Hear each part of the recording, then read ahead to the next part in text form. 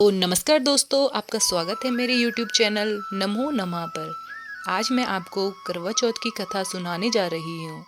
अगर आपको ये कथा पसंद आए तो कमेंट बॉक्स में करवा माता की जय अवश्य लिखें।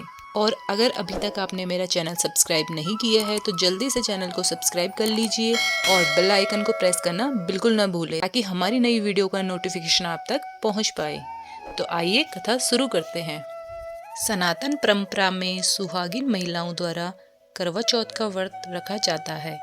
यह व्रत हिंदू परंपरा का खास प्रतीक है। इस व्रत की कहानियों में एक स्त्री वीरावती की कथा बहुत प्रसिद्ध है। बहुत समय पहले की बात है। एक साहूकार के 7 बेटे और उनकी एक बहन करवा थी। सभी सातों भाई अपनी बहन से बहुत प्यार करते थे, यहाँ तक कि वे पहले उसे खाना खिलाते और बाद में खुद खाते थे। एक बार उनकी बहन ससुराल से मायके आई हुई थी। शाम को भाई जब अपना व्यापार बंद कर घर आए तो उन्होंने देखा कि उनकी बहन बहुत व्याकुल थी। सभी भाई खाना खाने बैठे और अपनी बहन से भी खाने का आग्रह करने लगे, लेकिन बहन ने बताया कि उसका आज करवा चौथ का निर्जल व्रत है और वह खाना सिर्फ चंद्रमा को देखकर उसे अर्घ्य देकर ही खा सकती है। चूंकि चंद्रमा अभी तक नहीं निकला है, इसलिए वह भूखी प्यासी व्याकुल हो उठी है। सबसे छोटे भाई से अपनी बहन की ये हालत देखी नहीं जाती और वह दूर पीपल के पेड़ पर एक दीपक जलाकर छलनी की ओट में रख देता है। दूर से देखने पर वह ऐसा प्रतीत होता है कि जैसे चतुर्थी का चांद उदित हो रहा हो।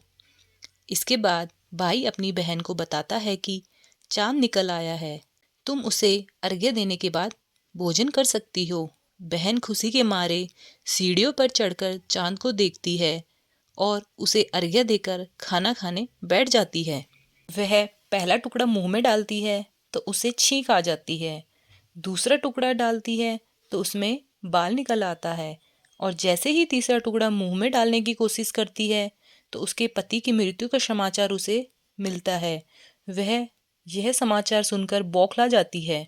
उसकी भाभी उसे सच्चाई से अवगत कराती है कि उसके साथ ऐसा क्यों हुआ। करवा चौथ का व्रत गलत तरीके से टूटने के कारण देवता उससे नाराज हो गए हैं और उन्होंने ऐसा किया है। सच्चाई जानने के बाद करवा निश्चय करती है कि वह अपने पति का अंतिम संस्कार नहीं कराएगी और अपने सतीत्व से उन्हें पुनर्जीवन दिलाकर रहेगी।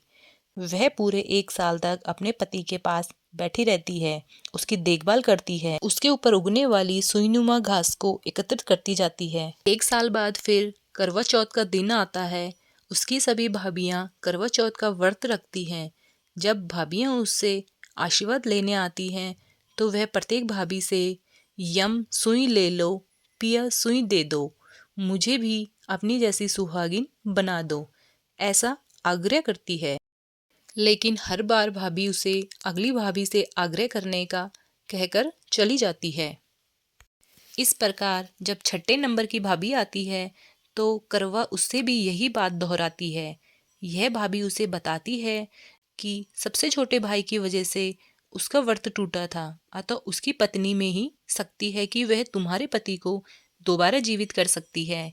इसलिए जब वह आए तो तुम उसे पकड़ लेना और जब तक वह तुम्हारे पति को जिंदा न कर दे उसे नहीं छोड़ना। ऐसा कहकर वह चली जाती है। सबसे अंत में छोटी भाभी आती है। करवा उनसे भी सुहागिन बनने का आग्रह करती है, लेकिन वह टाल मटोल करने लगती है। इसे देख करवा उन्हें जोर से पकड़ लेती है और अपने सुहाग को जिंदा करने के लिए कहती है। भाभी उससे छुड़ाने के लिए नोचती है, खसोटती है, लेकिन करवा नहीं छोड़ती। अंत में करवा की तपस्या को देख भाभी पिघल जाती है और अपनी छोटी उंगली को चीरकर उसमें से अमृत उसके पति के मुंह में डाल देती है। करवा का पति तुरंत श्री गणेश कहता हुआ उठकर बैठ जाता है। इस प्रकार प्रभु कृपा से उसकी छोटी भाभी के माध्यम से करवा को अपना सुहाग वापिस मिल जाता है। हे श्री गणेश माँ गौरी, जिस प्रकार करवा को चीर सुहागन का वरदान आपसे मिला है, वैसे ही सब सुहागिनों को मिले। असल में यह सिर्फ व्रत का लाभ बताने वाली कथा है। कार्तिक की चतुर्थी का नाम करवा चौथ कैसे पड़ा, इसकी कहानी कुछ और ही है। असल में ये करवा नाम की एक स्त्री की कहानी है जिसने सावित्री की तरह अपने पति के प्राण यमराज से बचा लिए थे। तब यमराज ने करवा को उसके पति की श्रद्धा देखकर वरदान दिया था कि इस विशेष दिन को तुम्हारे नाम के व्रत से जाना जाएगा और जो स्त्री ऐसा व्रत करेगी उसका अखंड सुहाग बना रहेगा। तब से ही करवा चौथ व्रत की परंपरा चल पड़ी है। जानिए करवा चौथ की असली कहानी। तो एक समय की बात है, देवी करवा अपने पति के साथ तुंगभद्रा नदी के पास रहती थी। एक दिन करवा के पति नदी में स्नान करने गए तो एक मगरमच्छ ने उनका पैर पकड़ लिया और नदी में खींचने लगा। मृत्यु को करीब देखकर करवा के पति करवा को पुकारने लगे। करवा दौड़कर नदी के पास पहुंची और पति को मृत्यु के मुंह में ले जाते मगर को देखा। करवा ने तुरंत एक कच्चा धागा लेकर मगरमच्छ को एक पेड़ से बांध दिया। करवा के सतीत्व के कारण मगरमच्छ कच्चे धागे में ऐसे बंधा कि टस से मस न हो सका। करवा के पति और मगरमच्छ दोनों के प्राण संकट में फंसे हुए थे। करवा ने यमराज को पुकारा और अपने पति को जीवन दान देने और मगरमच्छ को मृत्यु दंड देने के लिए कहा। यमराज ने कहा, मैं ऐसा नहीं कर सकता क्योंकि अभी मगरमच्छ की आयु शेष है और तुम्हारे पति की आयु पूरी हो चुकी है। क्रोधित होकर करवा ने यमराज से कहा, अगर आपने ऐसा नहीं किया तो मैं आपको श्राप दे दूंगी। सती के श्राप से भयभीत होकर यमराज ने तुरंत मगरमच्छ को यमलोक भेज दिया और करवा के पति को जीवन दान दिया। इसलिए करवा चौथ के व्रत में सुहागन स्त्रियां करवा माता से प्रार्थना करती हैं कि हे करवा माता,